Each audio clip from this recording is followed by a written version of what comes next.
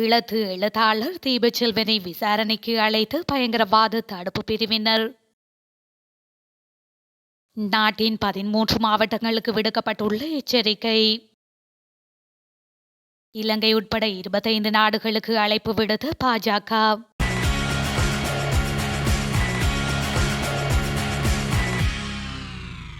இந்தியாவின் ஆளும் கட்சியான பாரதிய ஜனதா கட்சி இலங்கை உட்பட 25 நாடுகளை சேர்ந்த அரசியல் கட்சிகளின் பிரதிநிதிகளை தமது நாட்டுக்கு வருமாறு அழைப்பு விடுத்துள்ளது. இந்திய தேர்தல்களையும் அதனுடன் கூடிய பிரசாரத்தையும் பார்ப்பதற்காக இந்த அழைப்பு விடுக்கப்பட்டுள்ளது. உலகெங்கிலும் உள்ள ஆளும் மற்றும் எதிர்க்கட்சிகளுக்கு இந்த அழைப்பிதழ்கள் அனுப்பப்பட்டுள்ளன. ஆப்பிரிக்கா, ஐரோப்பா மற்றும் அண்டை நாடுகள் போன்ற பல்வேறு பிராந்தியங்களின் பிரதிநிதிகள் இதில் உள்ளடங்குகின்றனர்.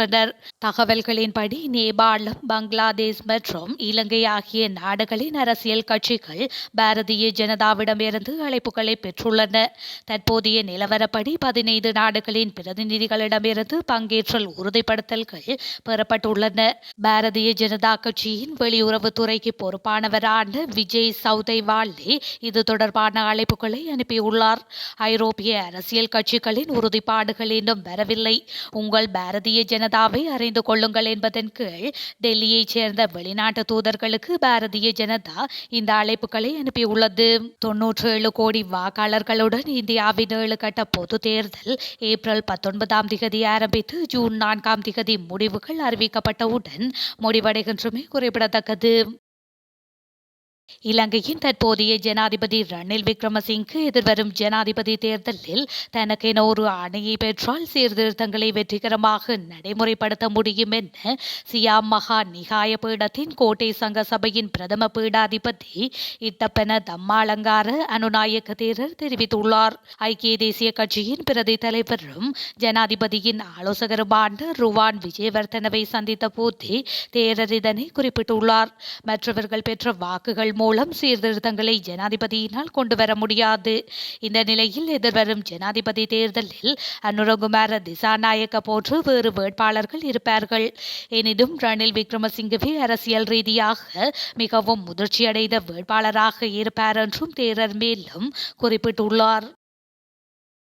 இலங்கை போன்ற நட்பு நாடுகளுக்கு நவீன ஆயுதங்களை வழங்க புதுடில்லி தயாராக இருப்பதாக இலங்கைக்கான இந்திய உயர்ஸ்தானிகர் சந்தோஷ் ஜா தெரிவித்துள்ளார்.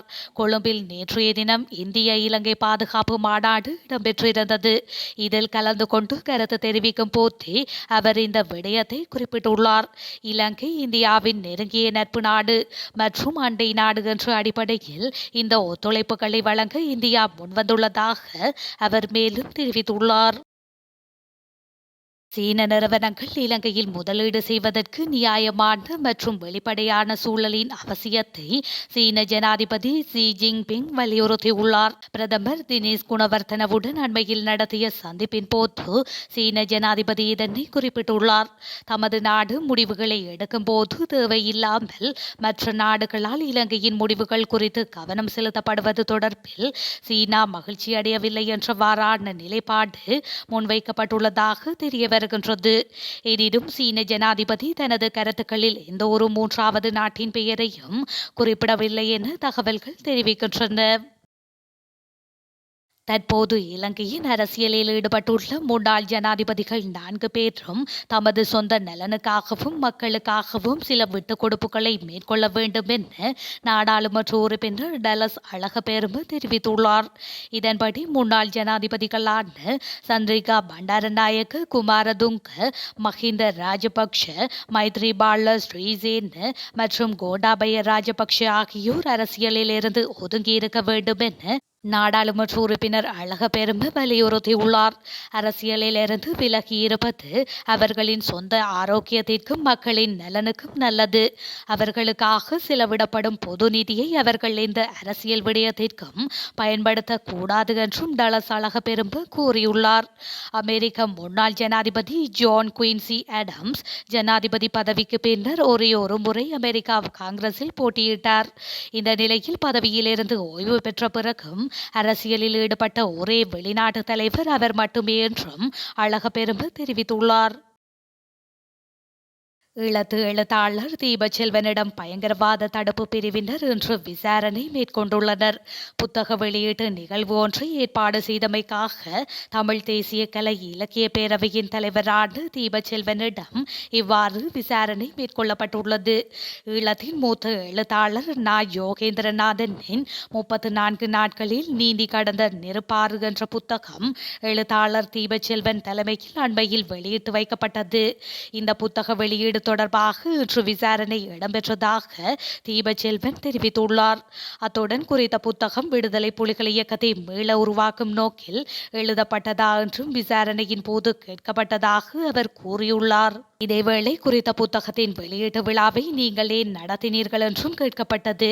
கிளிநொச்சியின் மூத்த எழுத்தாளர் நா. யோகேந்திரநாதனை மதிப்பளித்து செய்யும் நோக்கிலேயே வெளியீட்டு விழாவை நடத்தியதாகவும் அவர் குறிப்பிட்டுள்ளார். இன்று காலை 11 மணிக்கு ஆரம்பிக்கப்பட்ட விசாரணை சுமார் 2.5 மணி நேரத்திற்கும் மேலாக இடம்பெற்றுள்ளமை குறிப்பிடத்தக்கது. புத்தாண்டுக்காக 13 லட்சத்திற்கும் அதிகமான பயணிகள் கிராமங்களுக்கு செல்ல உள்ளதாக தேசிய போக்குவரத்து ஆணைக்குழு தெரிவித்துள்ளது. அதன்படி அனைவருக்கும் தேவையான போக்குவரத்து வசதிகளை ஏற்படுத்தி கொடுக்கும் வகையில் இன்று விசேட வேலை திட்டங்களை நடைமுறைப்படுத்த திட்டமிட்டுள்ளனர். 5 பிரதான பிரிவுகளின் கீழ் பேருந்துகளை இயக்குவதற்கான திட்டங்கள் தயாரிக்கப்பட்டுள்ளன. அதன்படி வழக்கமான பயணங்களை விட கூடுதலாக 700 பயணங்களை இயக்க திட்டமிடப்பட்டுள்ளது என தேசிய போக்குவரத்து ஆணைக்குழுவின் பதில் பணிப்பாளர் நாயகம் நவோமி ஜெயவர்தன தெரிவித்துள்ளார். மதவாச்சியில் இளைஞன் கொடூரமாக தாக்கப்பட்ட சம்பவம் தொடர்பில் கைது செய்யப்பட்ட 2 போலீஸ் அதிகாரிகள் விளக்கமறியலில் வைக்கப்பட்டுள்ளனர். சந்தேக நபர்கள் இருவரும் இன்று கெபிதி கொல்லேவ நீதவான் நீதிமன்றில் முன்னிலைப்படுத்தப்பட்ட நிலையில் இந்த உத்தரவு பிறப்பிக்கப்பட்டுள்ளது. மேலும் தெரிய வருகையில் மதவாச்சி போலீஸ் உத்தியோகத்தர்கள் குழுவினால் மேற்கொள்ளப்பட்ட தாக்குதல்களினால் தனது மகனின் விதைப்பை சத்திர சிகிச்சை மூலம் அகற்றப்பட்டதாக தாய் குற்றம் சாட்டிய சம்பவம் தொடர்பில் போலீசார் விசாரணைகளை ஆரம்பித்துள்ளனர். இதன்படி சம்பவம் தொடர்பில் குறித்த இளைஞரிடம் வாக்குமூலம் பெறப்பட்டுள்ளது. காயமடைந்தவர் வழங்கிய வாக்குமூலத்தின்படி அனுராதபுரம் வைத்தியசாலை போலீசார் கெபிதி கொள்ளைவே பிரிவுக்கு பொறுப்பான சிரேஷ்ட போலீஸ் அத்தியட்சகருக்கு அறிவிக்கப்பட்ட பின்னர் குறித்த போலீஸ் அதிகாரிகள் கைது செய்யப்பட்டிருந்தனர். இந்த நிலையிலேயே மதவாச்சி போலீஸ் நிலையத்தின் போலீஸ் சார்ஜென்ட் மற்றும் கான்ஸ்டபிள் ஆகிய சந்தேக நபர்களை ஏப்ரல் 16ஆம் தேதி வரை விளக்கமறியலில் வைக்க நீதிமன்றம் உத்தரவிட்டுள்ளது. 13 மாவட்டங்களுக்கு வளிமண்டலவியல் திணைக்களத்தினால் புதிய எச்சரிக்கை அறிக்கை ஒன்று வெளியிடப்பட்டுள்ளது. குறித்த எச்சரிக்கையானது மேல், மத்திய, சப்ரகமுவ, ஊவா மற்றும் வடமேற்கு மாகாணங்களுக்கும் காலி மற்றும் மாத்தறை மாவட்டங்களுக்கும் விடுக்கப்பட்டுள்ளதாக திணைக்களம் தெரிவித்துள்ளது. குறித்த அறிக்கையில் மேலும் தெரிவிக்கையில் இன்று பிற்பகல் அல்லது இரவு வேளையில் பலத்த மின்னல் ஏற்படுவதற்கான சாத்தியக்கூறுகள் காணப்படுவதாக அதில் தெரிவிக்கப்பட்டுள்ளது.